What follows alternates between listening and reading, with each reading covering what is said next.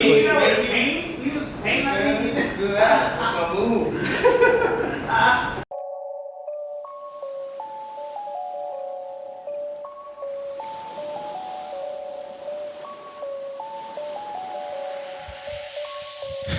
surf, surf,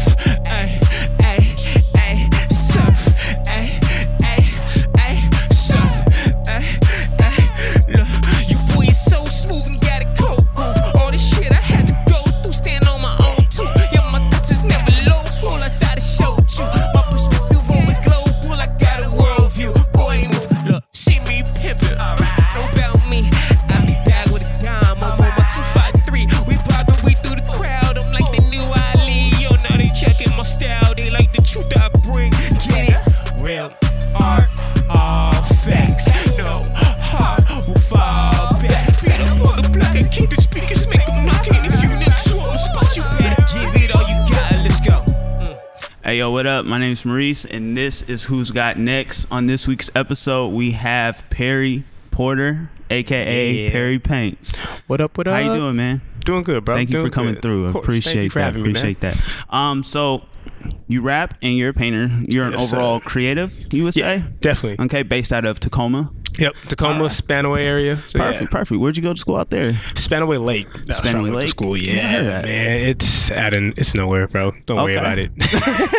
It's just the middle of fucking nowhere, bro. Okay.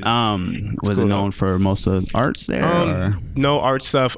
I would say it's more like a low-key, like a military kind of school. Because the military base is close. So it was like a real melting pot of just random people. And then the locals are all like farmers and country people. Oh, okay. So it's very weird. You kind of stood out a little bit then, right? Yeah. Okay. Definitely. Cool. So with your upbringing, and so you do music, within your family, was a lot of music playing around, or? Oh yeah, definitely. Our house was like the party house. Okay. My dad was a huge DJ out in Arkansas, and then my family helped make like the Tacoma battle scene. Oh, so like I've always rap battle scene, or? Yeah, the rap battle scene. So like I've always kind of just been in and out of the music, always playing on Sunday, like music, cleaning the house, all that type of stuff. And then my dad ended up getting us a drum set when I was like 6. Oh, okay. And then I just kind of got hooked myself then. Okay, just the drums, or? Oh yeah, drums. My mom had me do piano for like 2 years, so I did that for a little bit. Okay. And, yeah, pretty much it. So what kind of music was playing though? Like old school, like that? Yeah, everything. My dad was super into like Parliament and Bootsy Collins and stuff like that. So that's heavily in my music. My mom is obsessed with Whitney Houston. Okay. Patti LaBelle, just like that. I was in jazz band, so like I was into Miles Davis, that's dope. John Coltrane, and then my brothers, they gangster rap, so E40. So it's just everything, man. So you got the best of both worlds, kind of a mixture then. Oh, yeah. And I'm a skater, so all my friends were into metal and punk and shit. So I was the only guy playing rap music and tall T skating. Oh, okay. So, wow. That's what's up, man. That's what's up. So with all that said, you created a group with your boys. Was that in high school? Called started in high school. Sleep Steady, right? Yeah, Sleep Steady. It was originally 3 of us. It was me, Sid Vicious, and this guy named Stymie. And then it eventually just be me and Sid for like the last 7 years or so. Okay. Are you guys still making music today? No, we ever collab? We haven't made music together since like 2017. Oh, okay. But it's still circulating. Like we just got stuff on the Cyberpunk video game. So all right. So what made you step away and do your own thing? We just did really bad business, and then just different music tastes. We were getting older. We want to try something different, and it just wasn't taking off how we wanted to. So it's kind of okay. So how did you differ from the rap scene and move into the art paint type of scene? Because you did that a little bit afterwards, right? Okay. It was all kind of trial and error, really.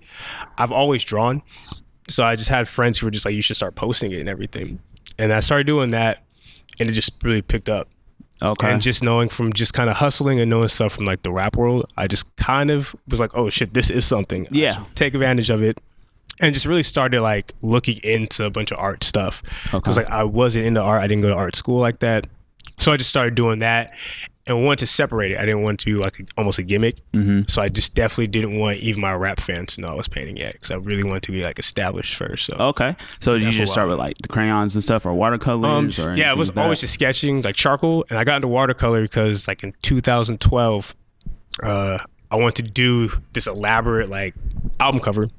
with this artist named Laura Zombie, but I couldn't afford her. But I was like fixated with the art she did because she used watercolor. Okay. And I just went on Amazon and just bought a bunch of it. Okay. And was like, fuck it, we're just gonna go for it. And I just never looked back really. It was like, That's I know how what's to up. draw, so we'll figure it out. That's dope, man. So did you just start doing just random paintings, or did you try to stay on a focus type of?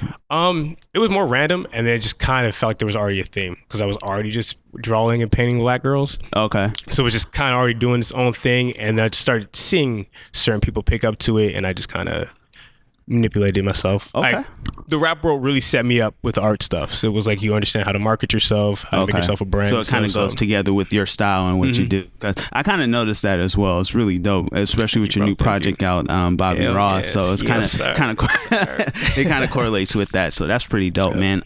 With your sound, it's pretty interesting to me, just because it's kind of a, if you correct me if I'm wrong, but it sounds kind of a trap type of sound, heavy bass a little bit, but real smooth type of sound. So is that kind of? Yeah, I would say I try to more say it's like party music, I guess you'd say, but it definitely is heavily trap. But like I said, I grew up listening to everything. Yeah. So I try to put a lot of boom bap into there, try to put a lot of West Coast kind of flavors and stuff, but it definitely is heavily Southern trappy. Do you remember your first art show? Yes, my actual very art show was in Brooklyn. Oh, okay. The very first one. It was because I started posting online and it picked up everywhere else. And then it just, a lot of people were inviting me to do stuff. Yeah. Went out and did it because Afropunk posted my art. Oh, nice. Kind of took off from there. I ended up getting a lot of followers online and was just like, fuck it. Afropunk's happening. I'm just do my own show out there, and like 40-50 people came out, so it was pretty dope. That's a good turnout though for your first one. Hell yeah, bro. And then people out here seeing it, and that's when it was like, oh shit, he really paints. Yeah, like, let's really get him out here. So. Is that kind of like the same flow with your music as well? Have you gone outside of Washington when you was performing also definitely, with your music? Did it take you that far, like your paintings? My music has always gone further than local. I've never really had a lot of local success. Okay, but like I've always but Sleep Steady, we wrote a lot of video game stuff. So we have music on UFC 3. And just worked with a lot of producers. Like there's a lot of stuff I was trying to get onto. So I've always had fans like in France or Japan and all that. It was just really hard to make it stick here for some reason. Well, your music was featured recently on another video game that's actually coming out pretty soon, right? It's coming out next year. It's Cyberpunk. Yeah. I'm not a huge video game person, so I didn't know how big and like serious this game was. Yeah. It seems like it's pretty fun. Well, I mean, Keanu Reeves is in it. I know, right? So that's kind of a good plug right there. You guys are close friends now? Hell yeah, bro.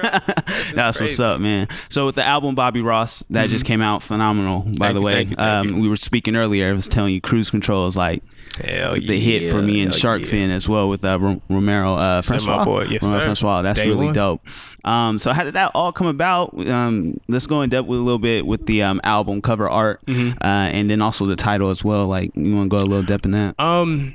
Since I started painting, it's kind of been like an inside joke of being the Black Bob Ross. Okay. And my thing was, I wanted to go with it, but I wanted like people to kind of identify it themselves. So I just kept going on with it. With Sleep Steady, I would always just kind of mention it, but I wasn't taking like full ownership. Yeah. And so everyone just started calling me Black Bob Ross themselves. Okay.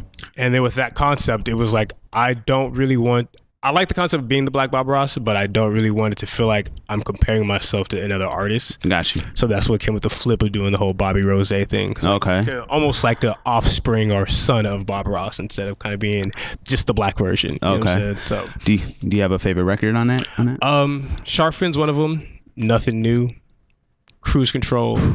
Fire. And probably Sink or Swim. Sink or Swim. Okay. Yeah, Sink or Swim's wild. A couple more things I want to bring up in regards to you dropped your first project, Channel Surfing, back in 2018, and then you did a short film on that as well. Sir. And that was done with the guys from Come Correct Media, right? So how did that all come about with that concept? Because it's kind of like you transition from a lot of different songs, and it's really a dope little film that you made. So I want to know, how did that concept come about and so forth? Concept came with even the title. I really wanted to make something that was like a TV guide to like my insane thoughts. So I just wanted to be like, you are almost skipping through a bunch of just TV shows. Yeah. Saying like, what is this movie or what is this show that I'm watching? You know what I'm saying? And then it would just go to the next show. So that was really it. We got really just stoned one day and just listened to the project over and over and was just picking out lines and trying to exaggerate them visually. Yeah, it's very colorful. I like that. And I saw recent interviews, or actually read a recent interview. You want to kind of get into acting a little bit, and so that's where that concept of that short film came as well, right? Well, it's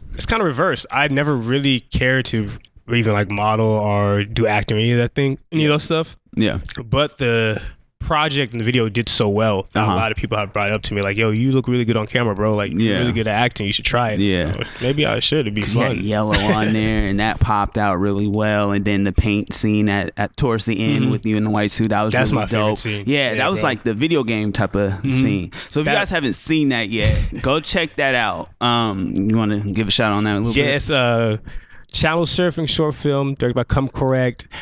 It's super dope. The paint scene, I only had to do it one time. That's all we had, and it came out. And that's why I love it, because I could have ruined that whole thing. So yeah, check that out. Perfect. Okay. And where can everybody find you on socials? Instagram, Perry Paints. All the other social medias will be Perry Porter, perrypaints.com. Yeah. All right, perfect. Well, I appreciate you coming through to Who's Got Next, man. Thanks so much for sitting with me. So again, I want to give a shout out to Garner Studios, also to the Soundcasting Network for the audio, and also the guys behind the lenses, the Manzano Bros. Thank you so much.